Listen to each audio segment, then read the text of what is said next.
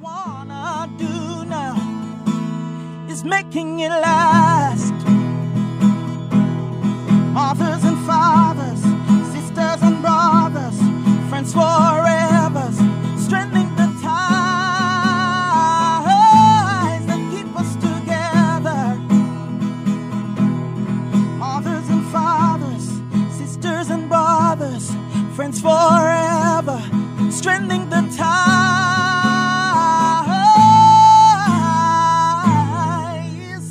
that keep us together. It's time for another conversation. Name is Noreen Daly, and this is the Making It Last podcast. And I'm here with my friend Eva Forde. The Long the pause. author, The Obama pause. The long pause. the social worker, but the person who actually started me on this journey. So whenever, yes, I did the very first one with her. Yes. And now I'm several episodes later. that. So Famous. it's nice to have her.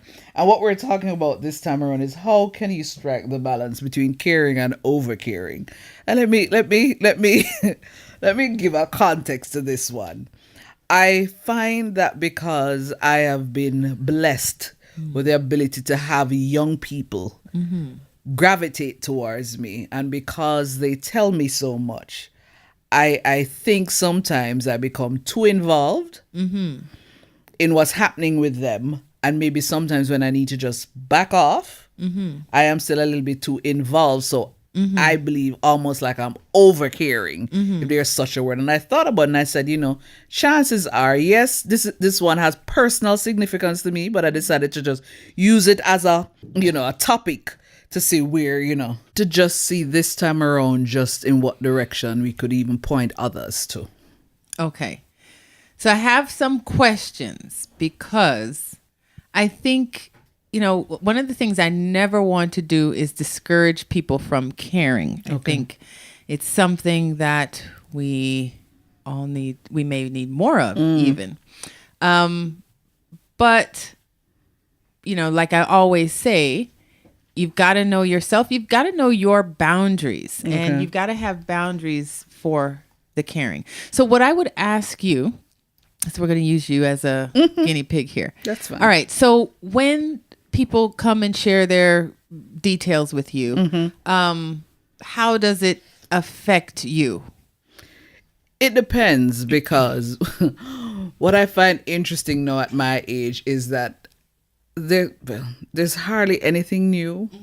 So a lot of times when they're coming to share, I would have had similar situation or known of something similar. So I speak from my own experiences. So when I can speak from my own experiences, I do that. So I do share.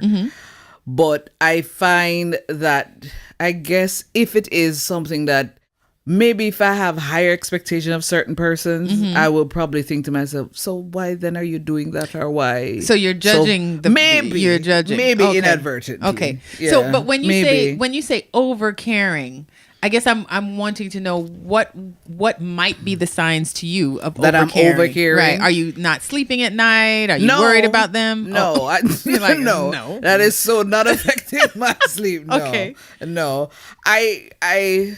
Okay. If let me see if I can think of a particular.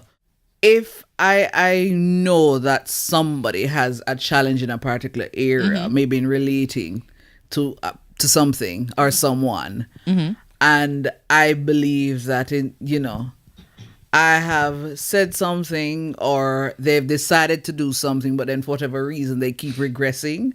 I think maybe sometimes something like that bothers me, and I'm like, but if you decided that you do it, I know from my own experience that sometimes it's not so easy to just stop cold turkey. Right. So maybe they'll come to you for advice. Right. You give them the best advice, and then you still see them doing the same thing. Yeah. Or going back. Right. Yeah. Okay. Yes. So let me give you a little, something from my life.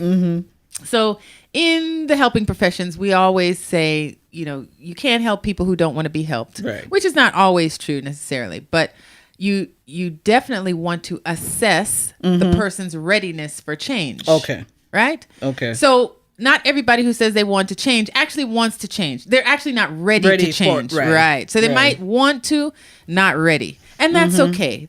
it's part of the human condition. Happens for us in different. I might want to lose weight, might not be ready to make the commitment to lose the weight. weight. You understand? Fine.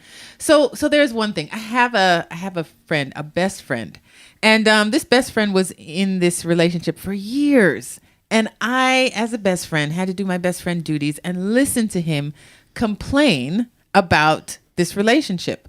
One day, I got it because he was complaining for the millionth time about this relationship. And I gave him the best advice ever. Something like, this is what she always does. She's not going to change. And he said, yeah. And then you know what she did? Blah, blah, blah, blah. And he kept repeating the same thing. And it struck me. Oh, he actually is just venting. He's just talking. He doesn't actually want to change. Change is not even on his mind. He just needs a listening ear.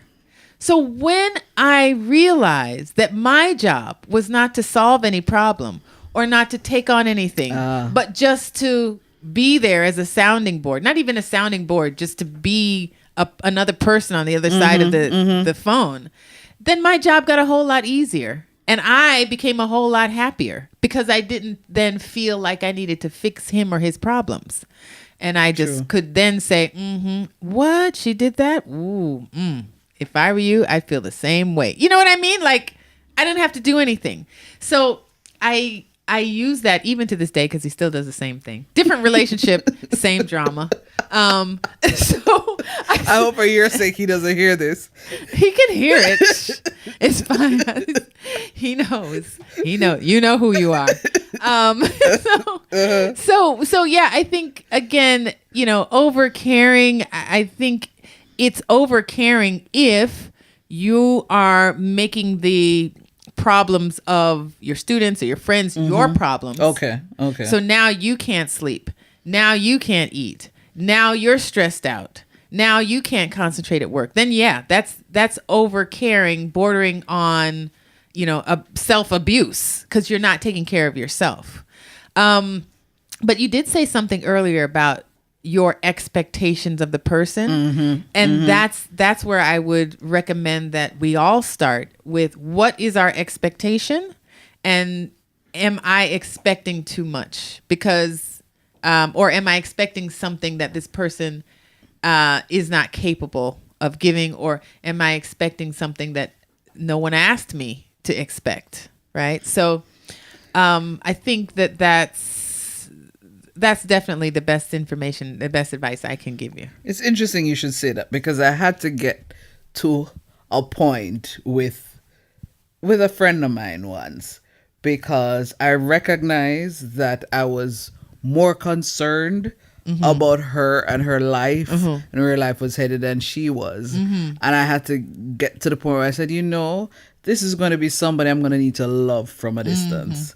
So, I recognize that you just have to do that. And as you said, if you are expecting too much, or if it is that you're expecting them to change where they're really not at that point yet, you just have to find a way. Yeah, to kind of let them. Another thing that's been helpful for me is recognizing that my name is Eva, not Jesus Christ. So I don't have to be anyone's savior. You know what I mean? Like God's got them.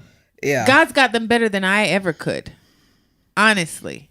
So that alleviates. It's a new word.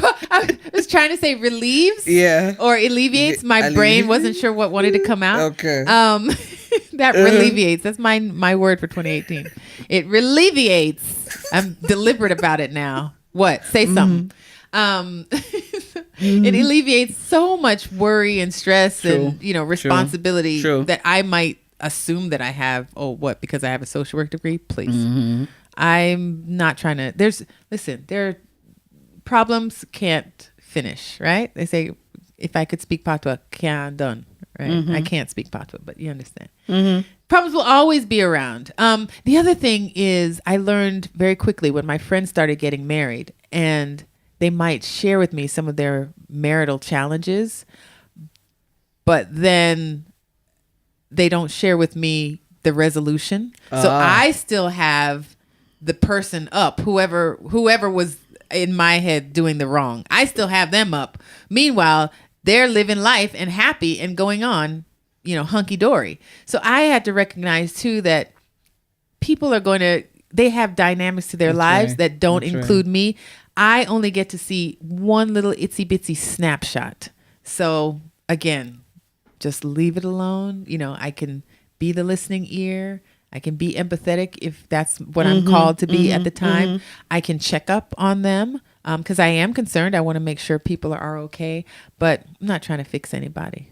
If somebody's listening and if they got nothing else from what we were saying, one of the things you said that has really, I believe, is going to stick with me is that at the end of the day, we're not here to save the world. Thank you. There is somebody who does that. Yeah, did that. Yeah.